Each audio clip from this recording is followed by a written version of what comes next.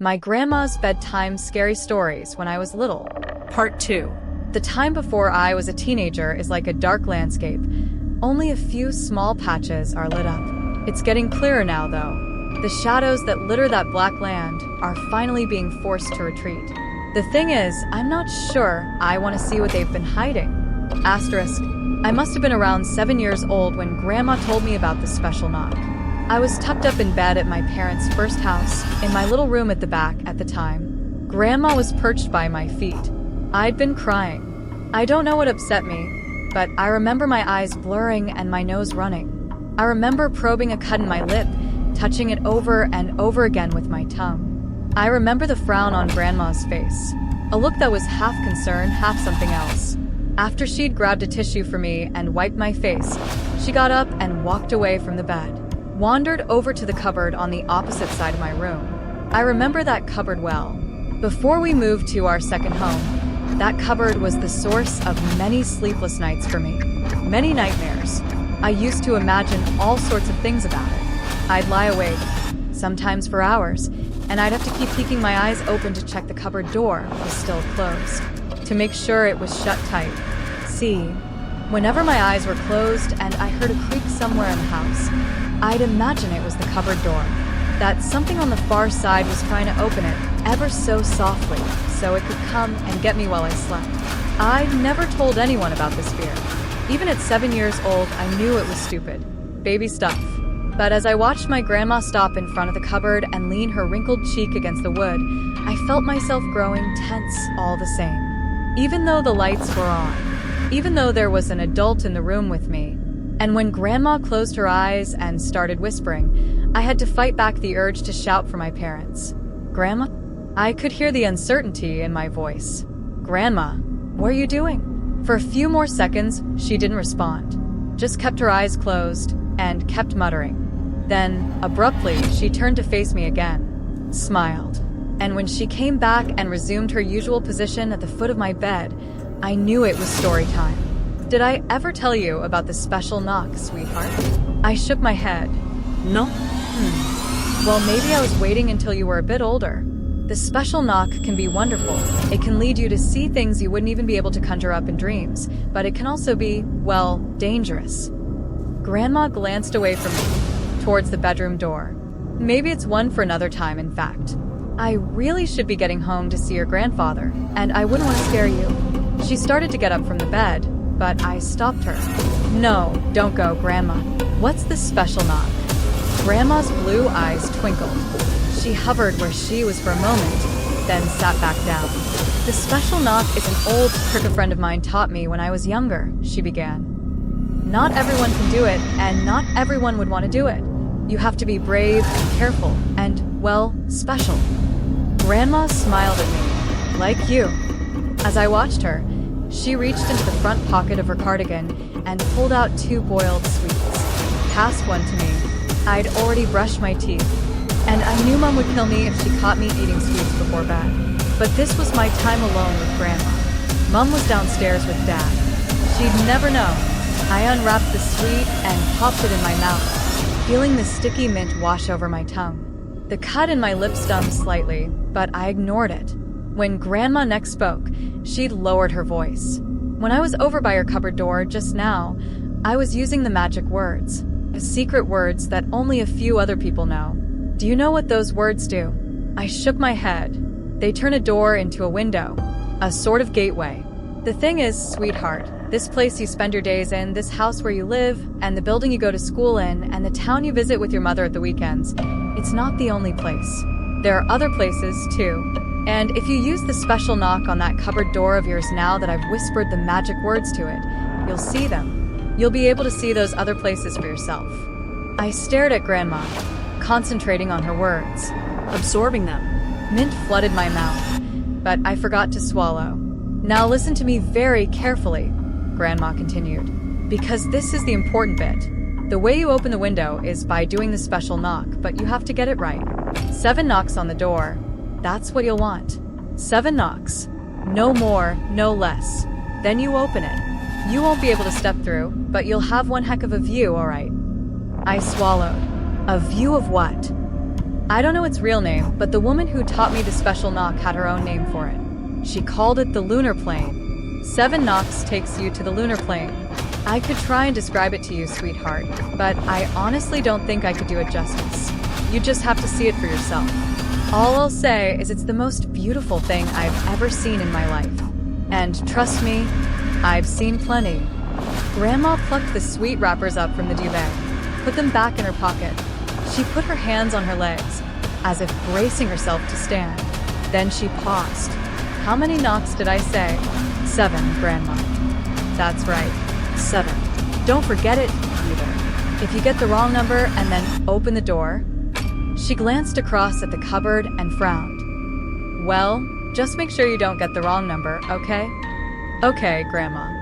And will you make me a promise? What? If you do somehow knock the wrong number of times, especially if that number happens to be 13 or something close to it, then whatever you do, don't open the door.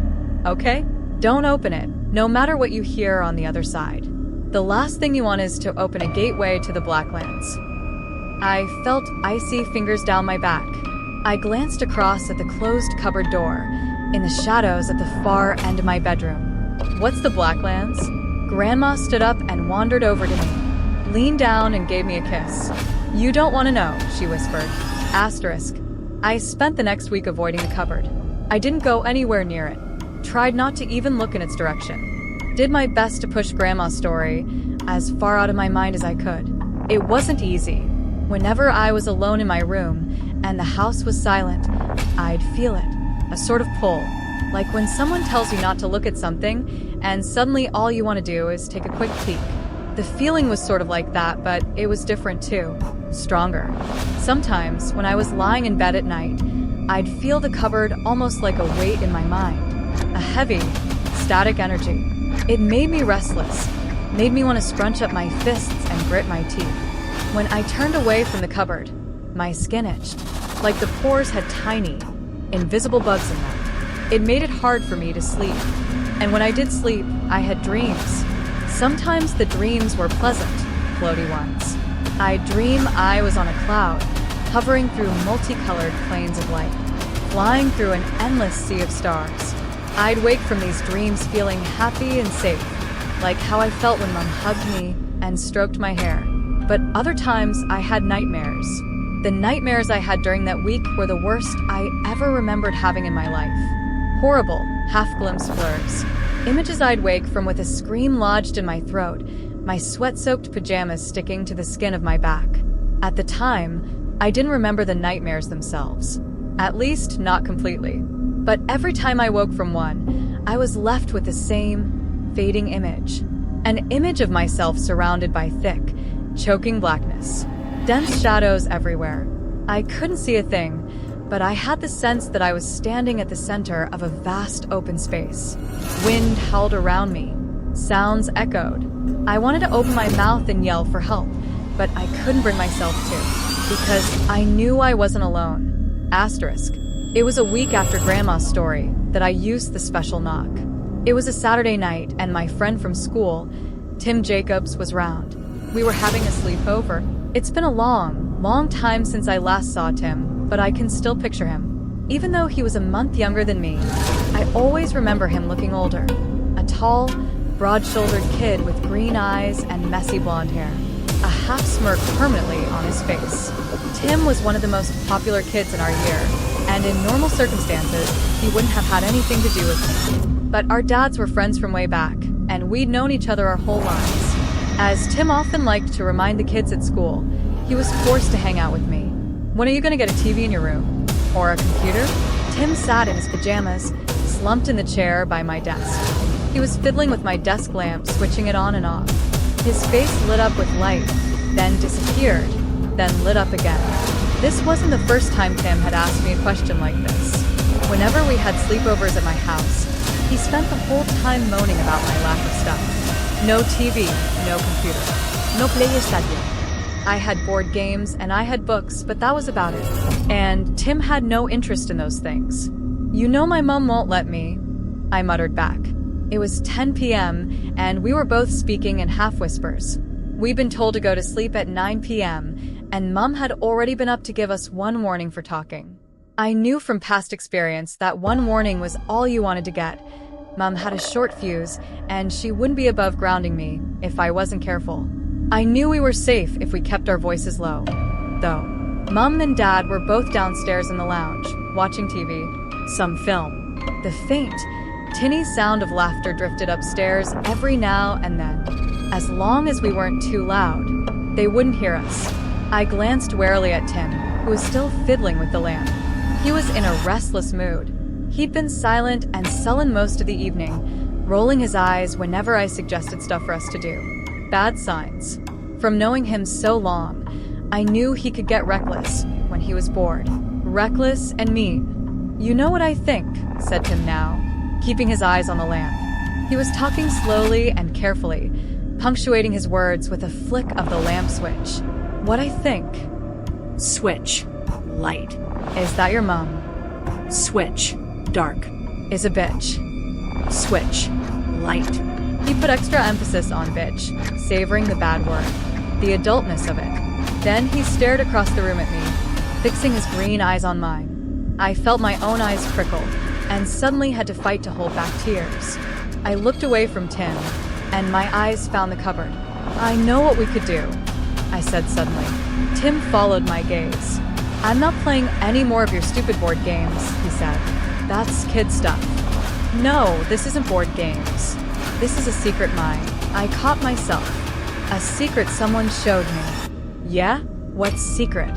Tim's voice still had an edge to it, but at the same time, I could tell I'd caught his interest. This was my best tool when Tim was in a bad mood, distraction. If I argued or disagreed with him, he'd only make fun of me more, but if I could get his mind on something else, I might be okay. So basically, there's this special knock someone taught me, I said now. If I do a special knock on that cupboard door, then open it, we'll be able to see something really cool. Tim rolled his eyes. Yeah, right. No, really. Which taught me how to do it. She cast a spell on the door, and now I can take us anywhere we want to go just by knocking on it. Tim stood up from the chair by my desk. The lamplight spilled over his face. His expression was half smirk, half scowl. That's the dumbest thing I ever heard, he said. It's dumb even for you. How about instead of knocking on the door, I knock on your head a bunch of times? How about that? He took a step towards me, and I panicked. Well, if you're too scared to try it, I'll understand. This was a big risk, and I knew it. But as soon as the words were out, Tim paused. Why the hell would I be scared? I'm not scared of nothing. I shrugged. Well, the spell the witch did is dangerous. Really dangerous. Like, if we get the number of knocks wrong and I do more than I should, we could go someplace bad. Tim glanced across at the cupboard door, then looked back at me. His face was hard to read. Wait, so how many knocks is it meant to be then? 7, I said quickly. 7 takes us to this awesome place. But the witch told me that if we get the knocks wrong, especially if we get close to 13 or something like that, then the door opens someplace different. Someplace scary. Tim was no longer scowling. He looked across at the cupboard door again, a slight frown on his face. After a few more seconds, he shrugged his shoulders. Okay, go on then. Let's try it. The brief wave of relief I felt was extinguished as soon as I turned to the cupboard door. It stood a few feet away from me, just outside the glow of the desk lamp, in the shadows. It seemed stupid to think that the cupboard wasn't anything more than just a cupboard. Baby stuff. But then again, as I looked at it, I remembered the dreams I'd been having all week, the nightmares. And Grandma's words from the previous weekend floated back to me. If you get the wrong number and then open the door, Grandma hadn't had her storytelling face on when she'd warned me about getting the number wrong. She'd had her serious face on. I was sure of it, as though she really meant what she was saying. And what was it she'd said about 13 knocks? If you do somehow knock the wrong number of times, especially if that number happens to be 13 or something close to it, then whatever you do, don't open the door. Okay? Don't open it, no matter what you hear on the other side. I shivered. Still, that was alright, wasn't it? I'd just have to make sure I only knocked 7 times. I'd count as I went. Easy peasy. I pulled in a deep breath and stepped towards the cupboard. Felt Tim's eyes on me. From downstairs, At the edge of my hearing, I caught laughter floating up from the lounge. It's okay, I told myself. Your parents are just downstairs. And besides, nothing's really going to happen, is it? Grandma can't really turn doors magic. Get on with it, said Tim. If you're going to do your special needs knock, or whatever the hell it is, then do it, okay? Don't just stand there. I ignored him. By now I was directly in front of the cupboard door. I could feel that tingle again, too, that pressure. Beneath my pajamas, my skin was all goosebumps. It might only have been a slight chill in my bedroom, and nothing more than that. But then again, I knew it was more than that. I could feel it in my mind. A heaviness that was like the start of a headache, a pull behind my eyes. As I reached up and made my right hand into a fist, it felt like I was no longer in control of my body. Knock. I struck the wood with my fist, softly. The sound was dull and hollow. Knock. I felt Tim at the edge of my vision, moving up beside me. Knock. Somewhere in the distance, I heard a faint sound. Knock. At first I thought it was noise from the TV downstairs, but knock. Then I thought it might be coming from outside my bedroom window, and knock. Then it sounded as though it was all around me, and knock. Finally, as my fist struck the door for the 7th time, I realized what the sound was, a whistle, a faint low hum, coming from inside the cupboard. The echo of my final knock faded, melting into the noise beyond the door. My skin tingled. I stepped forwards, almost in a trance, my hand reaching for the doorknob. And then I felt myself shoved to one side as Tim pushed past me. Bang, bang, bang, bang, bang, bang. Before I had a chance to stop him, or even so much as call out, Tim had thumped his fist against the door 6 more times, making the total number of knocks 13. Beyond the cupboard, the whistling sound stopped. Tim reached out and gripped the doorknob.